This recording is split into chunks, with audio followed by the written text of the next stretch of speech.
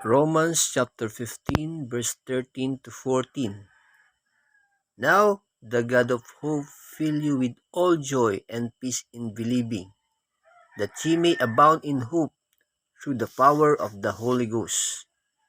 And I myself also am persuaded of you, my brethren, that ye also are full of goodness, filled with all knowledge, able also to admonish one another.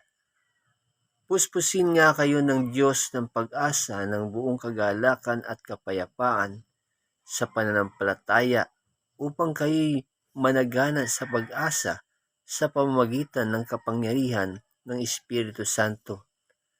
At ako naman sa aking sarili ay naniniwalang lubos tungkol sa inyo, mga kapatid ko, na kayo naman ay mga puspos ng kabutihan, pinuspos ng lahat ng kaalaman, na anupat makapagpapaalala naman kayo sa isa't isa.